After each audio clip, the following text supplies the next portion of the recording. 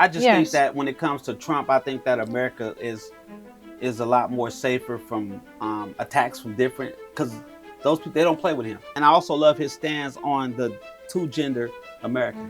Okay. I love his stance on that. You're a man and you're a woman, and and your gender is based upon what's on your birth certificate. The fact that America is giving away billions and billions and billions of dollars, and I can walk outside this building and from here to the freeway probably see 1,000 homeless people. And then these same people will come over here in America and look at me as a black man, you know what I'm saying, and look down on me as a black man. Like I said, if we can give away trillions of dollars to fund a war, to fund people being killed, why we can't give away trillions of dollars to fund people staying alive? He's going to do whatever it takes for him to put his people in position. The first time around, I didn't vote for him because I was like, oh, this fool is prejudiced. Oh, no, this is the worst thing. I thought it was the worst thing. I'm like, come on, man. I didn't take him serious. Of course, my mother is black. I have black aunties. I have black daughters. I know. I have black friends. So there's no way in the world that I'm going to go against a black woman that I feel I'm not go against her because she was black. Heck no. Caucasian children at home. Do you think that she's gonna put on a Megan Thee Stallion CD and let that blast through her house? Welcome to GenCare. I'm your host, Leslie Deans Bryant. Today we're diving into a complex, raw conversation with Tarrie Dozier, a man who voted for former President Donald Trump, and also a man who experienced personal profound loss. He's here today to challenge us about politics, healthcare, and race.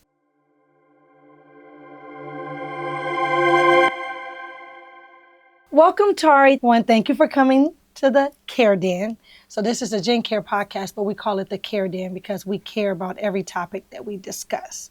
Okay.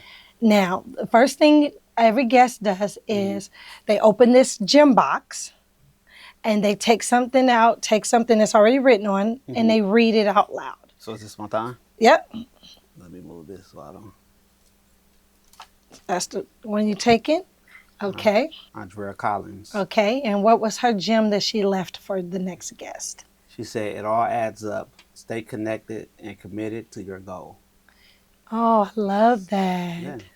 So Andrea Collins is one of my guests who actually is the senior vice president of a major financial firm. We are here to have a really just great conversation, making it very authentic. Okay. What a lot of people, so Tarrie Dozier, what a lot of people do not know is out there in the podcast world, you were the best man in my wedding. Yes. You are one of the best friends to my husband. Yes. And you are a brother, friend to me as well. Yes. We've known each other for a long time. And this is a true example of sometimes people can agree to disagree and still love one another. Of course. Of course. And so we're going to go back a little bit and tell me, like, as far as how you dealt with the fact of losing your sister Vanika to lupus. Yes. And then literally 10 years later, losing your brother-in-law on the exact same date. So when we start, the day of? The day of with Vanika. Okay. Well, what's odd is I was actually on my way to go and hang out with my sister when I received the call. I just gotten off work on the freeway. On my way, I had talked to her earlier that day and told her that I would come and hang out with her when I got off work. And as I'm driving, I get a phone call from my mom saying that my sister wasn't waking up; she wasn't responding. So I'm thinking, I didn't even really take it to. For some reason, I didn't take it as though that she was gone. So by the time I get to Long Beach, driving from the VA in LA, that traffic is crazy. Disrespectfully crazy. Very. So by the time I get to Long Beach, they had already transported her to St. Mary's Hospital. And when I get there, of course, I go in and my mom and my sister is there, and I'm just like, what's going on? And they're like, well, we're basically pretty much waiting, to see what the problem is. And I leave out to call my father on the phone. To tell him, we were in the hospital, and my sister, they saying she wasn't responding. And as I'm speaking with him on the phone, I just hear like a a yell like never before, and it's a yell of a parent. You know what I mean? Losing a child. I've never felt that type of just emotion before, and I already knew. I didn't even go back into the hospital. I just took a walk down the street. I just went for a walk, and it was just crazy just to, Was she sick? Were you guys aware that she had lupus? We were. She was contracted. Did I say contracted with lupus? Diagnosed with lupus. After her youngest son was born. Okay. So prior to that, she never had no lupus, no nothing. But after her youngest son was born, when she was in the hospital, she had some complications after the birth, and then that's when the whole lupus from the blood situation, work. yeah, the whole lupus situation. And then from there, she pretty much had a bad case. She would be in and out of the hospital. It became a regular routine of her going in and out of the hospital. And prior to that, I had never even heard of lupus. I don't even think my mom had ever heard of lupus before. And like I said, she would be in and out of the hospital. It was almost like a regular routine. It was damn near as though she lived in a hospital almost as much as home. But what's funny is, well, not even funny. At the time when she passed away, she hadn't been sick with lupus for for a long time. Okay. So she hadn't even been sick with lupus for a while at the time that she passed away. So, she had been doing good. Right. And just the whole So no flare-ups. No flare-ups or anything. Was she on any form of medication? I know back then, because what year was that? That was 2010. Right. So, yeah. Just the whatever medication, I couldn't tell you verbatim what medication she was, but I'm sure she, for whatever medication to prevent the flare-ups. she was, but she wasn't sick. Okay. She hadn't been sick in a while. She hadn't been in the hospital for a while. She had pretty much, been doing all right. And so that's why it really took us for more of a loop, because it was like, dang, she been doing. She was good. She been doing okay, and she laid down and to take a nap at my mom's house, and she never woke up. And she had 3 children or 4? 4. Okay. 2 boys and 2 girls. Just like, I was going to say, just like your mother. Just like my mother. Yes. Yeah. I was going to say 2 boys and 2 girls. Okay. It was a very, it was a real trying time for not just me, my whole family. Right. And the hardest thing that I had to deal with was seeing my mom in that state and seeing my nieces and my nephews. Right. Going through, losing their mom at such a young age, and my mom losing a child. Right. That, of course, that's not divine order. And my mom, she went through it. You know what I mean? And her going through it took me through it. Lost faith in God, lost faith in just a little bit of everything. Found myself pretty much in a whirlwind for a couple of years. And, trying to understand the why. Yeah, trying to get the understanding why, and just trying to figure out how can I put my mom back in the space that she needed to be in. And to be honest with you, I wasn't praying. There was no prayer. There was no just going through life. You know what I'm saying? Yeah. No, and that's it. You know that Bible inside and out. Yes, I do. Yes, I do. We call you Pastor Tarrie sometimes. We say that's your calling. Yeah. Wow. So it just put you such in a dark space that at that moment you wasn't even caring. Nothing mattered. I can't even remember a time where I prayed. Wow. You know what I mean? It was just to just be honest. Yes. I couldn't remember a time where I even prayed, a time where I was just really trying to figure it out on my own, which we all know that, there was no counseling, there was no nothing, just trying to figure it out. And then when I finally snapped out of it, to come to the realization well, I'm not being myself. I'm in this dark space. You know what I'm saying? Because, we go through life trying to avoid looking in the mirror. Right. You know what I mean? So that was my whole thing. And then when I would see my mom, it would do something to me. So it was time where I tried to avoid really being in the space with my mom because, it brought up. It tore her down. She became a different person. I'm quite sure a lot of people, if you've lost a child, right, you could probably attest to what I'm saying. But yes, and we are blessed that we have not. Yes. But we also, unfortunately, have seen people who have. Yes. And we've had to show up for them. Yes. So of course, imagine our parents. So I do understand that. Now, you go through this for some years. Yeah. Literally 10 years later, her husband, yes, the father of her 4 children, yes, Bishop. Now, the exact same day, a day that you guys usually celebrate, I mean, just honor your sister. Now you're very close to your nieces and nephews. Yeah. You are a father figure to them as well, but they even a brother, like you guys are just have a phenomenal relationship. Where did that take you at that moment? Because that was kind of, he wasn't supposed to pass per se, No. and that was and he passed from COVID. Yeah. And that was, I mean, I remember like just even when like my heart fell to the floor. Yeah. Because he was such a man of God, not making it any better, but that was was a low blow. Yeah, it was. That was a gut one. It was that when Anthony passed away. I mean, everybody called him Bishop PG, but he was my brother. I called him Big Ant. The morning that morning, he was in the hospital dealing with the whole COVID situation, but I looked at him as Superman. Right. So every day, when he was in the hospital, all I can do is picture him when he come out like, man, because that's how you talk, man. Yeah. Sorry, man, I went. That's all I can picture, and I'm telling myself, if anybody got it, Big Ant gonna be okay. Big Ant. You know what I mean? Like I say, he was my Superman. He was a person that I looked up to, where if this world was to come to an end, he would still be standing, because I felt like the world needed a person like him. Mm-hmm. So, he was in the hospital, and we would pray every day. We would pray every day. We would pray as a family. Just, that he would come out of it, and us praying, hoping that he would. That morning, I'm laying in bed, and of course I'm woke. It's April the 8th, the day of my sister passing away. So of course I'm feeling some type of way. I'm at home alone, and I get a phone call, and it's my nephew, which is his oldest son. When I pick up the phone, my nephew said, "Unc, he gone. My daddy gone. He's crying."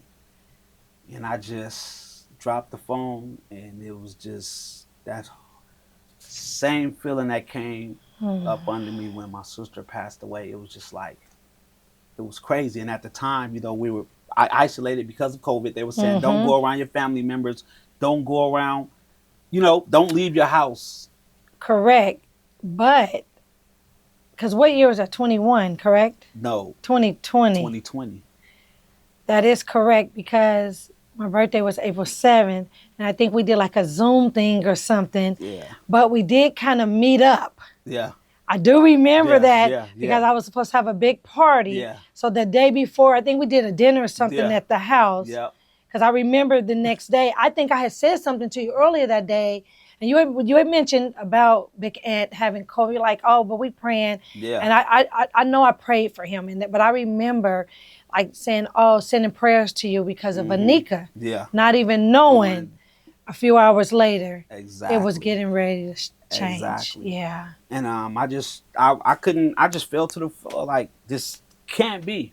You know what I mean? And then I had to pick up the phone and make this call to my mom. When I had to call her and tell her that, and it was just that same loud holler, you know what I mean, that with my sister. And I couldn't even drive. I had to call somebody to come and pick me up, to take me to my nephew's house. I need to be around I got to be around my nieces and nephews. I don't care about no COVID. I don't care about none. At this point, I don't care about that. I mean, and so it just was so unbelievable, unreal. It was unreal, the fact that they died on the same exact day. And they had been together prior since when? How old were they when they met? Vanika was about 13 years old. Okay. Kids. Because I know they were kids. That's why I said, how old? That was her little junior high boyfriend. Hey, boo, yes. Exactly. I mean, and after she died, he remarried. Of course, yes. He had a beautiful wife, you know what I mean? And, he found someone and found love again, which was a beautiful thing, you know what I'm saying? I look at her as sis. Right. You know what I mean? Beautiful woman, and, he found happiness. And for her to have a dude like that, and to lose a guy like that. I mean, because like I said, he was a phenomenal man. I can't even, words can't even express, You know what I mean? Very The solid. things that I learned from him, the things that he taught me, just how to be a man, integrity, and you know what I mean. Mm. If I could just give me a fourth of the man that he was, I'll be able to. Wow. You know what I mean? That's how I felt Right. about that guy. I mean, and it just, it was just one of those things. And you gotta understand, it was COVID, so we Right. couldn't bury him properly the way Right. the type of burial that we felt him as the giant that he was. I would say it was all over the news. Yeah. It had seriously it had made the nighttime news, the Yeah. daytime news. It was Exactly. like the city had lost, Yeah. Even the mayor, the mayor, gave him a so it was one gave of him the his just, flowers. It was just because it yeah. was so unexpected, and that's when Exactly. COVID had really just hit. So how did losing the both of them from two different medical conditions, how did that change your perspective on our healthcare system? With my sister, like I said, she was in and out the hospital so much, and I think around the time when she was diagnosed with lupus, it wasn't prevalent. Right. You know what I mean? Like I said, I had never heard of it. Right. It wasn't prevalent, so I think it was still a lot of it was trial. Right. You know what I mean? Let's try this. It was let's try very that. new. Very new, because there was time where my sister would go in the hospital and the doctors literally told my mom, like, That's it. She's that's not it. gonna Like, make she's it. not gonna make it. You know what I mean? Multiple blood transfusions, just all type of, different things. And like I said, I think it was a trial. You know what I mean? Because they didn't know. They didn't know. And she switched multiple doctors when my mom and her husband felt like she wasn't getting the proper care here. You know how that goes. Did she get the flare-ups? She did. Did it affect her skin and everything too, or just because it doesn't? Sometimes it does both, but not all the time. It did, but not bad. Right. Like, because I've seen some people We've with seen lupus some of our friends but who have passed. Yeah, she didn't get it like bad like Okay. that, like her face were. Right. She didn't get it bad like that. And to your point, lupus was fairly new, and especially in the Black community, and it's predominantly in a lot of Black women. Yeah. Is where it's dormant. And I was in pharmaceutical sales for 25 years, and honestly, I only worked like in and out of hospitals and specialists, and I can honestly say I remember hearing about lupus from a childhood friend in Chicago, and I was like, well, what are you talking about? What's that? Yeah. And she was like, you should know. And then I'm like, how? Yeah. And then I remember like looking into it. I don't even think I'm not even gonna say I Googled it, because I don't think that was even out then. I'm just being honest. I think I looked into, I may have looked on something or whatever, but I remember, and I was like, wow. And I remember saying, why is it only attacking predominantly Black women? It can come in other aspects, but it does. It really takes down that Black women in their bodies and everything, and it's almost like some form of a cancer. Yeah. And it can be in a sense, but it is controllable now. 14 years. I mean, I think it came out early, like 2000, where that cases started being hit. Yeah. More and more. I think originally they were probably just doing trials because they were trying to figure it out too. Just like how you said the doctor was saying, oh, this is her last time or whatever, because they did not know, and they weren't educated to teach it. So I guess with that being said, with her situation, and then now, of course, this whole virus happens that we could have been prepared for, in all honesty, because it's been other major viruses, and they took control of it quicker than what the former president, well, now soon to be our current president, but what the former president had did at that time. So did it make you lose like faith in our healthcare system, or was it just like because I actually had COVID. Right. But I got COVID before it became a epidemic. I think Nolan did too. Yeah, and I actually was in the hospital 6 days behind COVID, and they didn't know what was going on with me. I came out the hospital as sick as I was when I went inside the hospital, literally. I mean, and I thought I was dying. Like, I never felt that way before. I'd never really been sick especially to that point, a common cold or something like that, and I Right. thought I was dying. And they basically really didn't know what was going on. And I think it's a good thing because a lot of people, from Well, my personal opinion, the death, even with my brother, I think his death came when they put him on the ventilator. and it I, could have. I think it was the ventilator that actually took him But out. let me tell you something. My stepmom, she had COVID, and they had pretty much told my dad to come and say goodbye, and they had put her on a ventilator because she had caught it in. She had a stroke, Mhm. so she was in a nursing home in a rehab. She was rehabbing, and she caught COVID, but she ended up recovering. Yeah. But my granny did not when they put her on that the ventilator. ventilator. Yeah, I think it was like I Yeah. said. It was a. Even I with the agree, and COVID, it it was could a have been. trial. It was like They were they practicing. was practicing. They Yeah. didn't know. They really couldn't tell what. I mean, and I think it's all based upon if you had prior health conditions, because a lot of people Correct. had underlying health Mhm. conditions that they didn't know of, and then when the COVID came and whatever triggered, Yes, whatever well, that was. it was So attacking the lungs, yeah.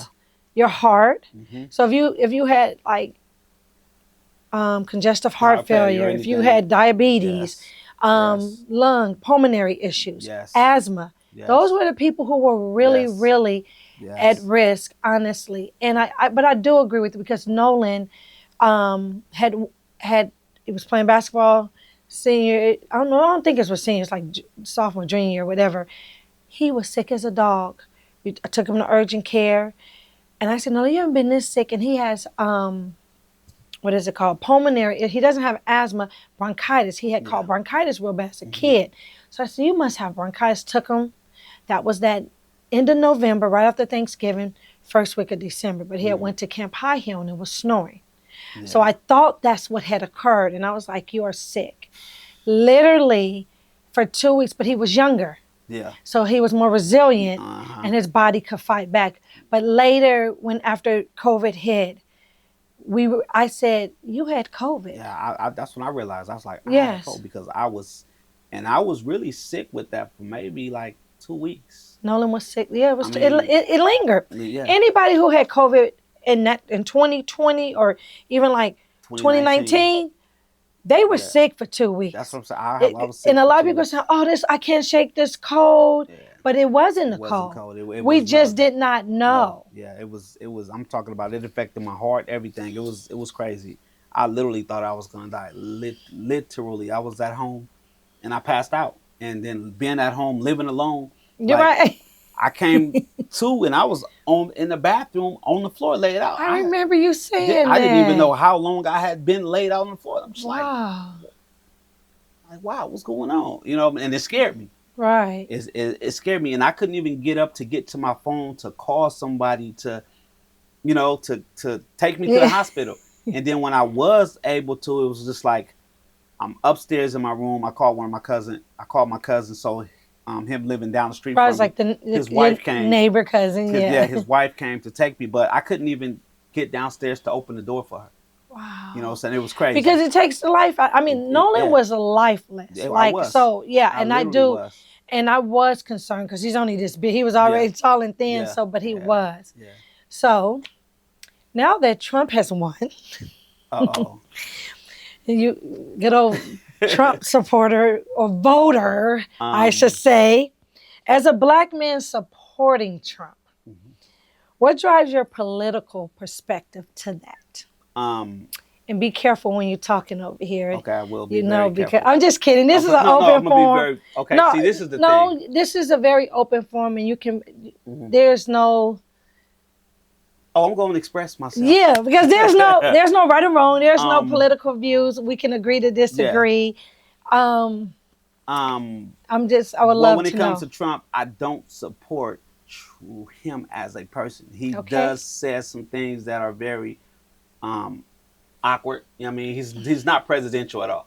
He's not presidential at all. Does he say things that's not correct too? He says some things. Yes, he's a politician, so of course he's going to say some things. But he kind of boldly says some things. Yeah, well, you have to think about Trump, a person that was reality. I don't know if he was born rich, but he was wealthy pretty much all his life, and he's always had people around him that's going to just go for whatever he Right. gets into this position and he does the same. But he just has some views that I think that works for me and in the future. People say, well, he's for rich people, and I get it. I get it. You know what I'm saying? He's for rich people. I get it, but all politicians are. I just pretty much like him because you know what you're getting. You know what I mean? But do you? To a certain, Okay, yes. I'm just I mean, of course, not all the way because a lot of things he said that he was going to do the last time around, he kind of didn't. Yeah, he didn't. Okay. Thank you for acknowledging. Of course. Okay, thank you because we got to be truthful in here. But so I don't think that. Okay, it's like this. America, which is a big country, Right. one of the wealthiest places on earth, whatever. Do you actually think that we could pretty much transform this country every 4 years? I would think Absolutely that it takes not. way more than 4 years for something to really, you know what I mean? So, but that's why a lot of times the presidency is an 8 year. Exactly. But you are correct. Absolutely not. My major was political science. I was going to law school. I did it. I did phenomenal on the LSAT. But the reason how we're sitting here right now and what you're stating about Trump, honestly, I knew law school wasn't for me because I was going to end up in jail. Yeah. And because this mouth is still wicked, and sometimes people talk at you versus talking to you. Of course. And that's one of the biggest things, especially for me being a woman, a black woman, and always being the only woman at the job. Yeah. Or maybe another one on the East Coast somewhere, you know, but mainly always being that black woman. And people say, well, you're a token. I don't think I was a token because I deserved to be there and I was smart to be in those position. But I do think that me being a black and a woman made it extra special for the corporation aspect to get their kickback and their refunds per se, I would say, because you can submit to the state when you put the race and everything, when you hire minorities. But with me, I'm not even talking about with Trump. It's not even the financial aspect of it. It's look at the state that the world is in. And I hope I don't say anything to no, you can't offend anybody. But when it comes to the Democrats and this whole, you know what I'm saying, when they think that they want to allow a student to go to school and a teacher can put a dress on your son and don't have to say nothing to you, and if you as a parent go against that they could call the CPS on you and all that, to me that's crazy. I don't know who in their mind could ever come up with anything of that with this whole male, female, then transgender. You know, to each his own. Whatever you decide to do with your life, whatever you know, identify yourself, that's your personal business. But when you try to push that on other people and then you say that I'm wrong because I believe in what I think is ethical standards and ethical way of life, right, male and female. I mean, that's all I knew growing well, it's up. the biological aspect, whatever you're born in. But so I understand why. If you're an adult, I do think you can choose whatever you want to be because you got people as an adult. Of course. As a child, you don't even know. Exactly. You've never had any sexual interactions. And if you have, then somebody needs to be in jail. Exactly. So you are correct. I also don't think that even when it came to, and I had this very candid conversation with both of my children because they were on my medical insurance.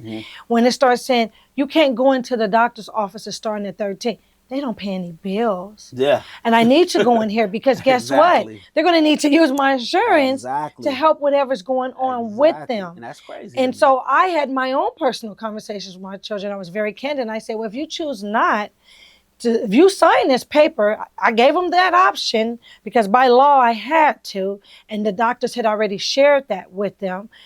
But I said, if you sign the paper, let me make this real clear. If you need something and it requires my finance or my medical insurance or any of my good things that I have to offer as a parent, please know you won't receive that. And so I do agree with you. Like, there's no way that a 5-year-old can say, because now someone came here and applied for a job and told me that they identify as a cat. And we were like, okay, well, I can't hire you then Because in order to hire you have to be a human being to take care of an elderly person. Yeah. So why would I hire you as a cat? But are they wrong? Because if you can look at a man and clearly see he's a man and he says, I Right. identify as a woman, so why can't I identify? I mean, it's like me. No, they're not wrong. You But know? guess what? I had to literally step away. I said, oh, okay. I respect. I had my nice because it was what it was. I had my nice face on. And I went and called my HR director and said, I need to know how to handle this. They said, well, a cat can perform the duty, so you can. I said, okay, I just didn't want to come back and be sued. Yeah. And that was scary. Yeah. And that was about 3 years ago. Yeah. And so even when people come in, what is on your government issue ID? Exactly. And that's what we have to, like, you can say, well, call me Susie and your name is John. That's fine if that's what you want to say. Yeah. But when if you're a caregiver, you're going home, so whatever's going on, you have to remember, baby boomers, they're not ready for that. They don't even understand what's going on. We're in some different generation. We're Gen Z, and now you have the millennials and we're Gen X, I'm sorry. And then you have the millennials and the Gen Z, and they're more free-spirited. Social media plays a huge role. I think the biggest role. Plays the biggest role. Then because you mentioned like the schools, but that's also state-driven. Exactly. And it's in a lot throughout the state. So it's not just California. Yeah. And I think that's crazy. I mean, and and even with the war going on, the beats, I just think that when it comes to Trump, I think that America is a lot more safer from attacks from different, because those people, they don't play with him. They know that they know that guy is serious. I think with Kamala in there, because a lot of people say, well, that's a black woman, and you as a black man, you should support a black woman. Hold on 1 second. Her name is Kamala. Kamala, and her name is Vice President Kamala. Okay, Vice President Kamala. Thank you. I will correct myself. You don't have to respect my sorority sister, my Vice President Kamala, of the United States. She did something that I think was very disrespectful to the black people, to the black community. Which was what? In her campaign, when she's my sorority sister. She okay, is. So you being an African American woman, successful, yes. and what I would look at as a role model to a young woman, right? Yes. So she brought out Megan Thee Stallion. So let's say me as a father, and I have teenage daughters. Right. So if my teenage daughter is looking up to Kamala, Vice President Kamala, and saying, okay, I can be whatever I want to be. So whatever she says or does, my daughter is looking at that because she's, the world is a lot of little girls, her. Absolutely. So now my teenage daughter don't know nothing about Megan Thee Stallion. So Kamala brings out Megan Thee Stallion to represent whatever. So now my daughter says, okay, well, I want to see about Megan Thee Stallion. She's a rapper. I personally would want my teenage daughter listening to what she said, what Megan Thee Stallion. So why would you bring out somebody for the world to represent black women, someone like that, when she could have picked you? She could have picked, she's like I said, she's an AKA. There are, I'm sure, thousands of successful women, AKA women. Millions. Doctors, millions. Okay. That's even worse. Doctors, lawyers, professionals, scientists, or whatever the case may be. Right. Why would you pick someone like that? And I understand she's an entertainer, but she also has a negative message, a message that you do not want to give to your young daughter. She's also, so in Megan Thee Stallion's defense, she holds a degree. She does. From an HBCU. She does. She's very, very intelligent. She is. Because she writes everything that she does. She is. So what about the rappers? But is that what she highlights? Hold on. But is that what she highlights for the world to see? Is that you have to go and do research on her to know that? Well, I'm not maybe I can listen to a couple of songs, and it has nothing to do with her. It's the era I'm in my life. Now I may listen to her. It's my birthday. I'm gonna turn up, but she's not in my rotation. Is what I'm gonna say. So do you think Kamala is at home with those Caucasian children at home? Do you think that she's gonna put on a Megan Thee Stallion CD and let that blast through her house? I don't know if she's going to put it on, but I guarantee you that the Caucasian kids probably have it And do you on. think her husband is going to allow that type of talk and that type of? I mean, I don't know. I don't know. And I these can't people from answer a can because of I paint. don't know either, but You know I what I can mean? tell you that I know for a fact this new generation listen to more rap than our generation. Yes, yes, And they do. and what I mean by that is the non-black. There is a lot of I am on a lot of Caucasian PWI university I mean, campuses. they buy it more than black people. And they support and they blast it. But which to me is the most detrimental thing for our youth right now is rap music. And you are 1000% correct. Nothing is more that is the weapon Because, that they use well, against our rap children now. and the internet, because our youth think it's real. And neither Exactly. one of them is whatever they see on the internet Exactly. and whatever they see. So you are right. But at the same time, what about the rappers who came out for Trump? What was the man name at the was it Uzi? What was the one? I don't remember his name. He was I mean, it's same thing with him. yeah, like Same thing with same. They thing were with fighting Trump. cases. Like I said, I'm not a Trump supporter. I'm not a Trump supporter. I support some of his, some of the things that he's claimed to be that he's going to put into place. Pick one for me. Pick one thing you would like to see that he actually do, because we know he didn't do a lot of things. So, like, pick one for me. Well, I love. I'm gonna drink my tea while you say this. Immigration Act. I love that he came along. I mean, that he came along and I forget exactly what it's called, but all those men that he freed, these people that have been sitting in prison for marijuana cases and all that stuff, and now marijuana is legal. I love that he came and he signed that. You know what I'm saying? And signed that bill to let all these people that's been sitting in prison for the same thing that they're capitalizing on now. Same thing. I love the fact that he did that. I agree. I love the fact that he's very heavy on. But for the record, Obama did that too. They were all freeing. They were all giving people pardons. So just so you are aware, each presidency. I mean, yes, but he signed the bill. Like, let these folks go. But Obama signed and let people go. And I also love his stance on the two-gender American. Okay. I love his stance on that. You're a man and you're a woman, and and your gender is based upon what's on your birth certificate.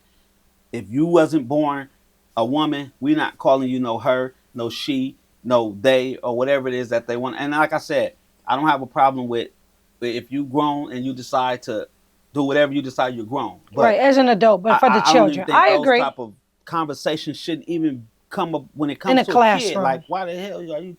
Because that's like a to me, it's like a sexual act. You know what I mean? Because everything. Yes, and it's also very influential because kids. Oh, I can say I'm that. Okay. Exactly. Yes. So I'm not disagreeing with you, and we are in some different times. And so I agree with that, and then the war, the fact that America is giving away billions and billions and billions of dollars, and I can walk outside this building and from here to the freeway probably see 1,000 homeless people.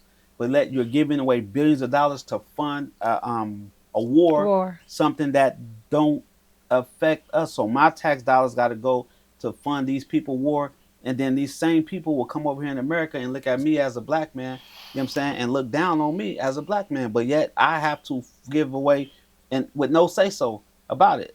I like the fact that he told them the bank is closed. We're not giving you no more money.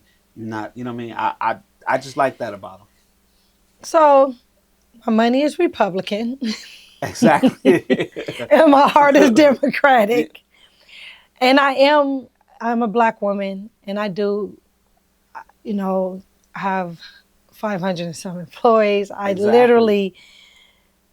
am responsible for other people's livelihood, so I don't take anything for granted.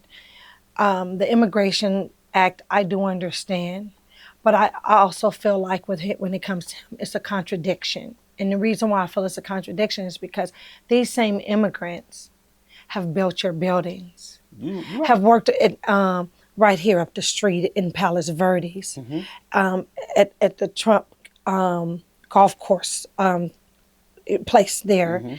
And they're the same ones working there. So I think with him, it's just a double standard. But I do understand what you're saying. Like, there's no way. Our homeless population is like scary. It's And beyond. it's beyond. Even down to the home, like even like home care. One of the things that I really, and I hope that Trump really looks into adding this aspect to our medical insurance, because one of the things Kamala was going to do was add the home care aspect, because the average person cannot afford home care services. Oh no. Excuse me, they cannot. They cannot afford. They cannot afford the service because of either cash or long-term care insurance. And the odds of people investing into long-term care insurance is not high because they don't even know what it is. That's what I was about to say, because it's not even put out there. It's not even put out there. And it should be, because it's a necessity. Because two things we know for sure. We're going to be born and we're going to die. Yes. Whatever happens in between. Yes. So when you're born, you get the care. When you pass away, you're going to need the care. And that home care component should be added. Nobody should be discriminated against in that. So I do hope that he does look into, like, adopt some of the things that Vice President Kamala wanted to do. And some of the things, maybe that some of these other countries, because you can go to some countries and it's free. It's free. It's the government pays. Well, it's not free, but the government pays for it. Yes. For it. So I mean, it's basically free. I mean, like I said, if we can give away trillions of dollars to fund a war, to fund people being killed, why we can't give away trillions of dollars to fund people staying alive, to have somewhere to live. Exactly. So I hope that he in that aspect. But once again, they're politicians. He's a politician, so he's going to say what he got to say to get where he got to get to. At the end of the day, it's whatever he's going to do whatever it takes for him to put his people in a position. Do you think he's too old? Because I know you felt Biden was too old. I mean, Biden couldn't even walk up. Biden was falling every chance. They're only a year apart. It don't matter about it. It don't have nothing to do with age. It just got something to do with your health. Biden was falling up the stairs and. Well, actually, Biden had been sick, and they didn't want anyone to know, and they should have canceled. Yeah. That honestly, they should have canceled the debate, but he needed to do the debate, so it was a double. I mean, and Trump makes me laugh. I'm not even gonna lie. That dude makes me. I mean, he makes me laugh because he says some stuff and it kind of reminds me of myself. Like he says some stuff that I probably just a rebel. Said. Yeah, he says some stuff that I probably would have said. But at the end of the day, people say, "Well, the man is prejudiced." I don't think that he's prejudiced. I do not think for one moment he didn't that even man think is prejudiced. He didn't think President Barack Obama was black. He asked for that birth certificate President Barack Obama came from 2 immigrants. So did Kamala. No. Why? Was his mom American? No, his father was. Well, no. Yes, they were. Well, I'm going to have to go do some research because if I'm correct, I think his mom and father were both immigrants along with her. I'm just kidding. I'm messing with you. But I'm messing with you. And so when it comes to Trump, but listen, because they're immigrants, that doesn't make them not black. It doesn't at all. Okay. It doesn't. He kept saying that he wasn't saying American. He was saying they're not black. They're not black to deter the black voters. Well, and it worked for you because he was saying. Well, I didn't vote for him the first time around. Okay. The first time around, I didn't vote for him. So you are kind of smart. The first time around, I did vote for him because I was like, "Oh, this fool is prejudiced. Oh no, this is the worst thing." I thought it was the worst thing. I'm like, "Come on, man! I didn't take him serious. I didn't take him serious." Did you think he was the reason that COVID had went as long as it did? No, I don't think he was. You don't think he should have spoke up fast enough? I like the fact that he was, when he called it the Chinese disease, and he was talking crazy. But he didn't know just as well as my doctor or your doctor didn't know. You know, he was just freelancing. You know what I'm saying? I mean, and as the president, like when he said bleach, yeah, and that was when he talked to people. But hey, the doctors was damn near saying that. As the president, no doctor told you to take no. I'm just saying, as a president, you do have to know. You know what I mean? You can't say everything that's on your mind, but I'll take that over somebody that's, you know what I mean, Come on. That was old. Well, okay, I have this is another question. Did you not vote for Kamala because she was a black woman? Of course, my mother is black. I have black aunties. I have black daughters. I know. I have black friends. So there's no way in the world that I'm going to go against a black woman that I feel I'm not go against her because she was black. Heck no. Did you think? Because if Barack Obama Michelle would have ran, I think I probably would have voted for Michelle. So it had nothing to do with her being black. Like, that's crazy. I'm a black man. What about, but my next question was, well, no, because a lot of the black men who was like, oh, I don't, like, she's a black woman, she's too emotional, I don't have time, she won't be able to do it. Because to me personally, and I know you're going to be like, no, but I don't care. Like, I thought Hillary was very strong.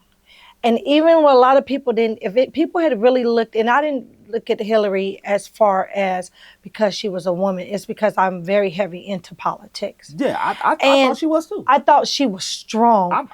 She's the reason legal aid even exists. I was for Hillary. Yeah. So she created, so she, and I'm saying to myself, like, you know, black men, so I was like, it wasn't for Hillary. Yet some of y'all wouldn't even have representation. So it had nothing to do with being a woman. It had nothing to do with her being a woman. It had nothing to do with her being a woman, and especially a black woman. Like, there's no way in the world that I'm gonna say because she's a black woman. Like, that's crazy. My mom is a black woman. You know what I mean? Yeah. I just felt. And I was going to tell on you. I was just want my you to personal know. opinion. I felt like she was not. Because the thing is, she tried too hard to prove to the people that she was. I mean, she said she washed her greens in a tub. If that's not the most disgustingest, you washed your greens in a tub and then you had greens and hamburgers. I personally never had greens and hamburgers. Maybe some people have. You know what I'm saying? But at none of my family get together or picnics. I never had greens and put hamburgers and greens together. But her greens in the tub wasn't the tub. It was. You know, they're like the tub, like, you know. So was it the bathtub? No. Okay, well, my bad, because the whole time when she said, I'm thinking bathtub. I even saw a little meme on Facebook. And I have it on my phone right now. Devil. You know what I'm saying? That's the devil. Facebook. Did this woman say that she washed her greens? That's disgusting, first of all. You know what I'm saying? That's why I don't do potlucks. You know what I'm saying? Stuff I don't, yeah. But I just don't think she was. I just think, and people say, well, she didn't have time to. Very true. She was through there, which is true. But come on, you have some of the all the resources in the world. You have all the resources. Well, she actually raised. And a woman, they said a woman raised $1.4 billion. She did. But now she's $20 million in debt. So if you can't if you cannot, and you was ready to take the world, America out of debt, if you gonna go into debt after raising $1.4 billion. That's what they say. Do you have proof? I don't.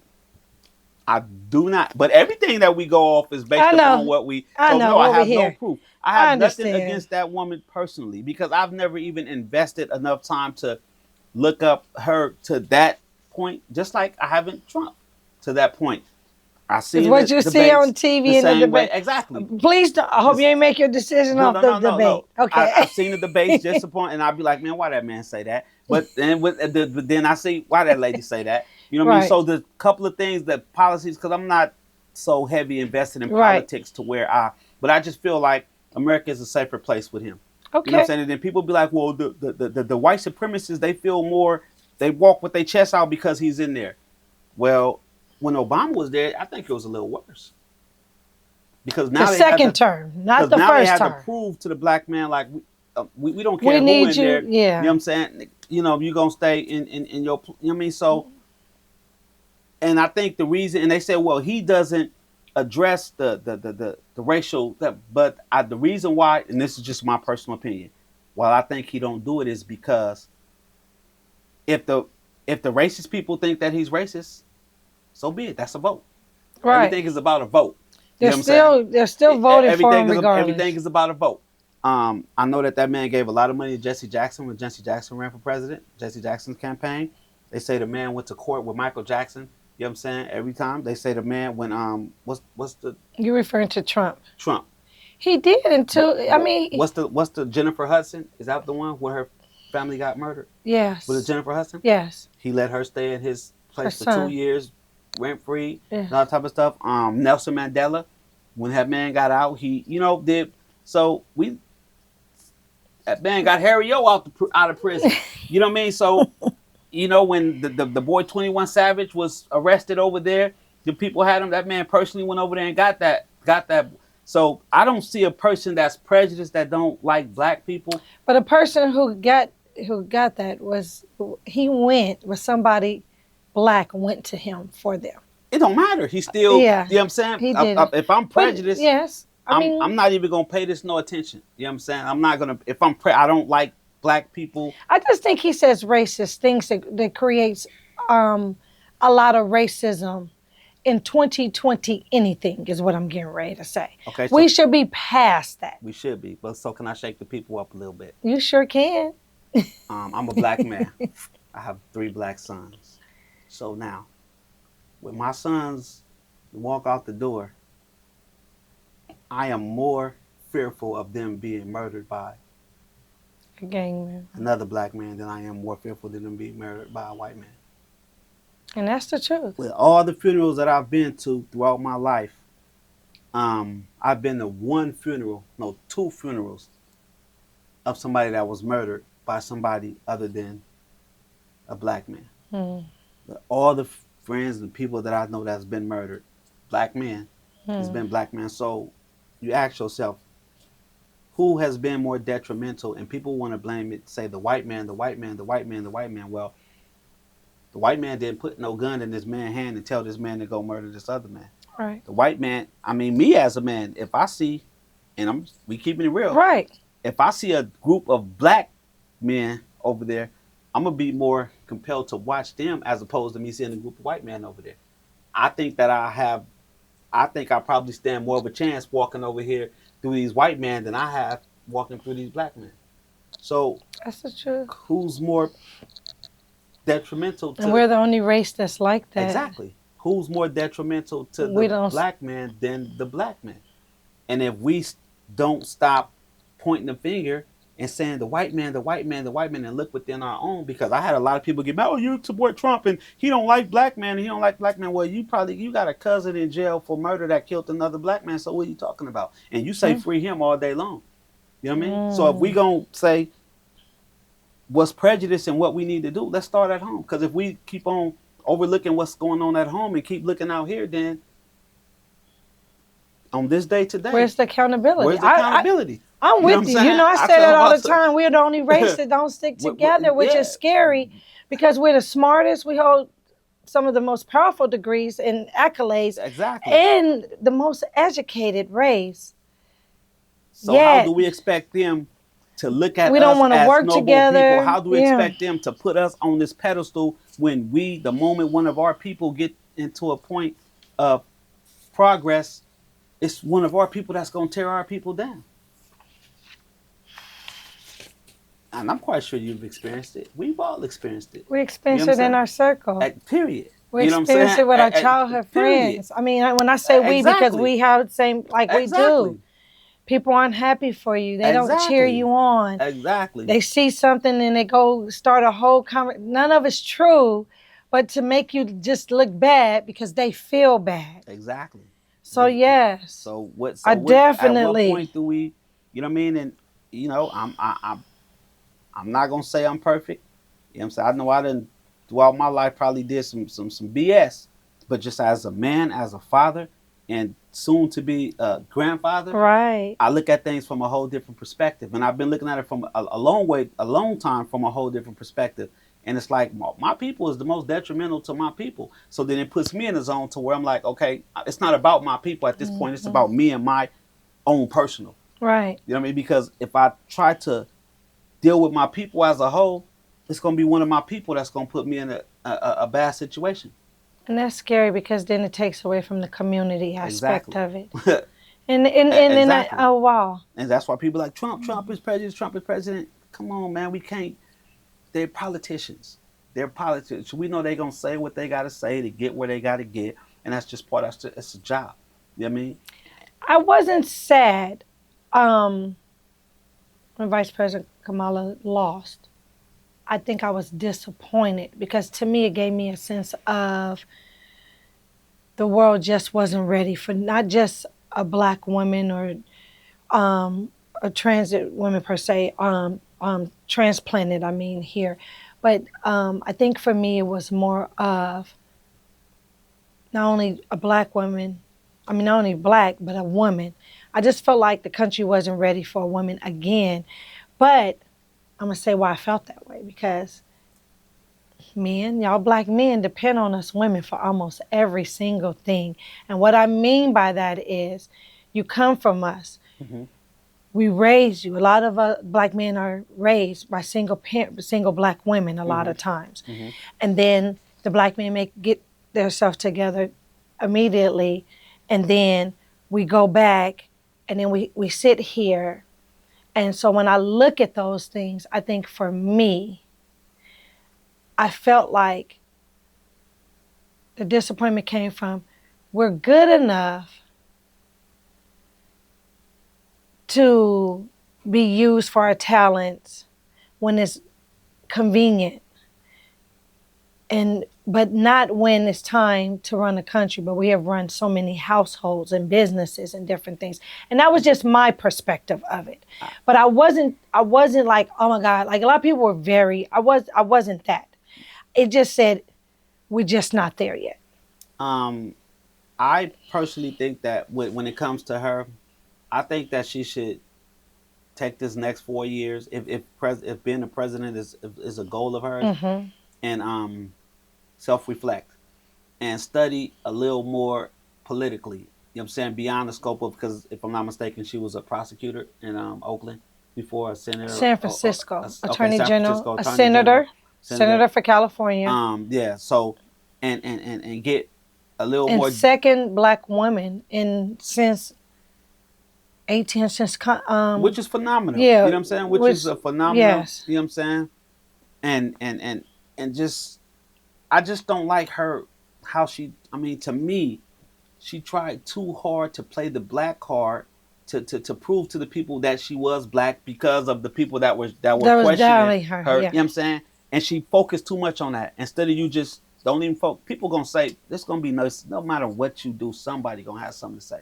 And they will. You could feed they mother. You could go give they dying mother the diagnosis to whatever it is that's killing her, and somebody still gonna have something to say about you. So don't even pay them people no attention and just keep on your run. I think that she stopped and she focused too much on that. You know what I'm saying? And that's what killed her off with a lot of people. I personally think that.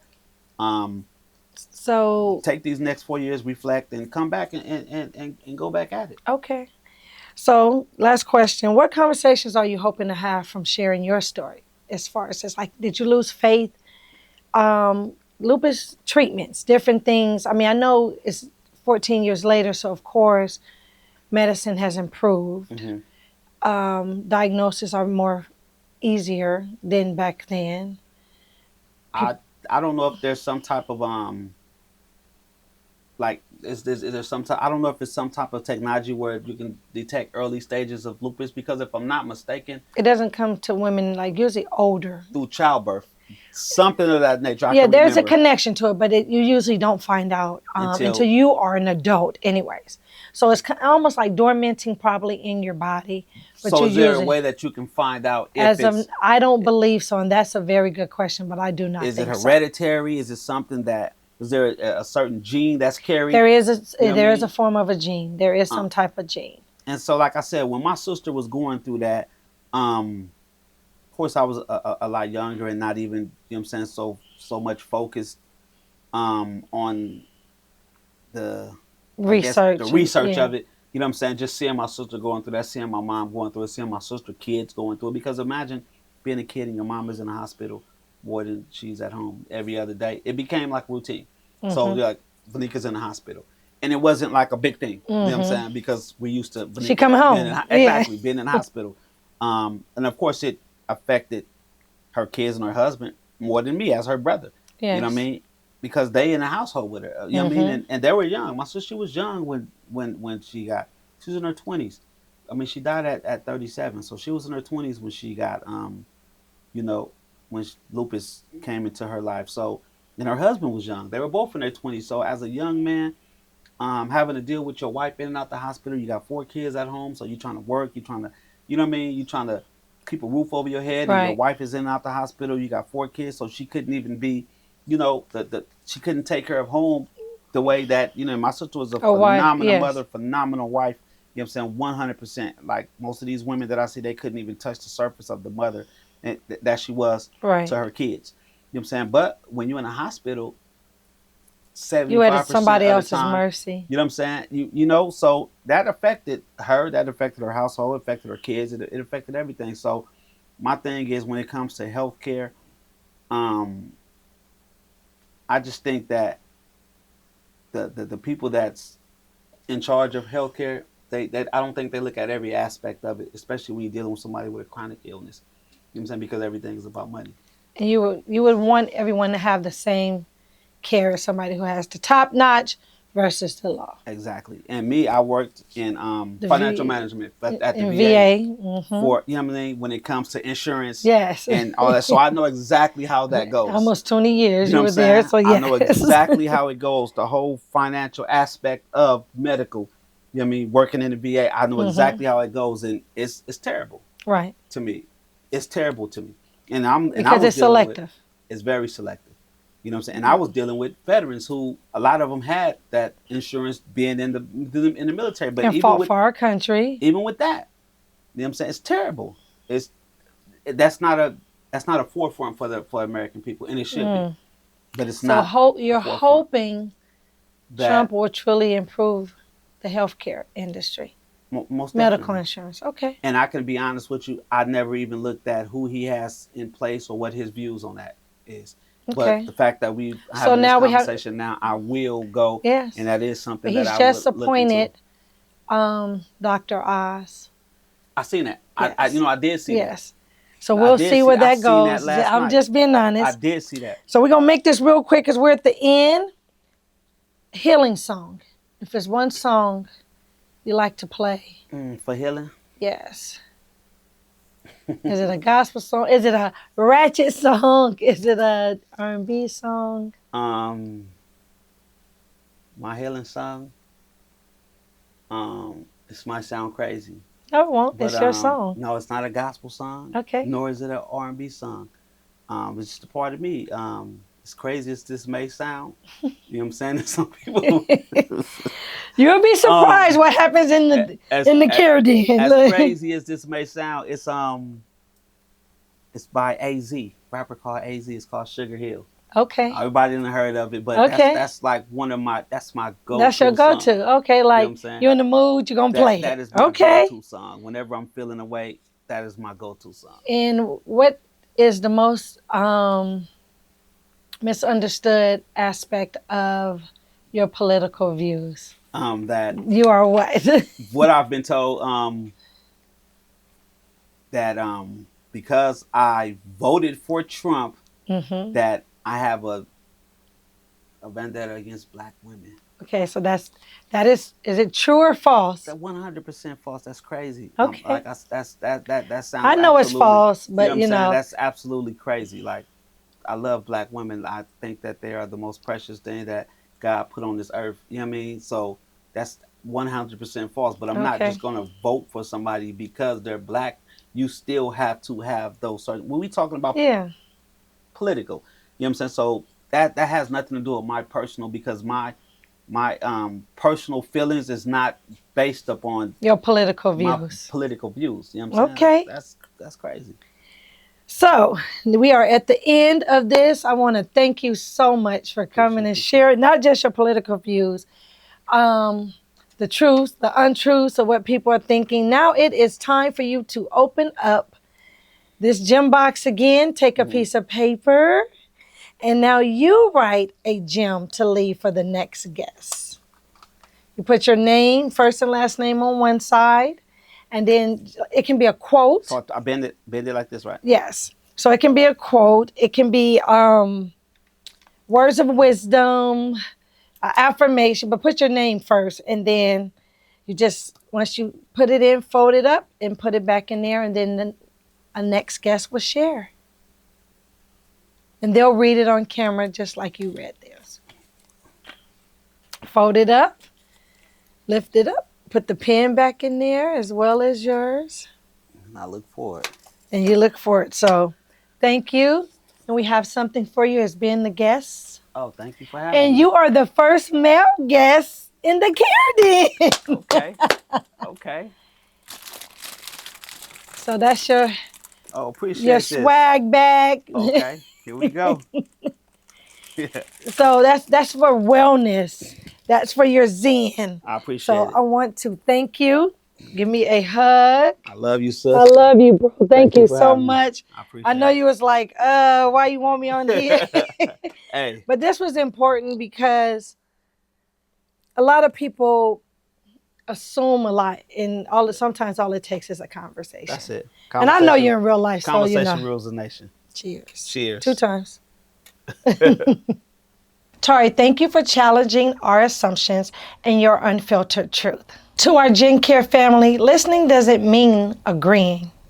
It means understanding. Until next time, I'm Leslie Deans Bryant. Stay authentic and stay connected in the community. Have a great one. Bye-bye.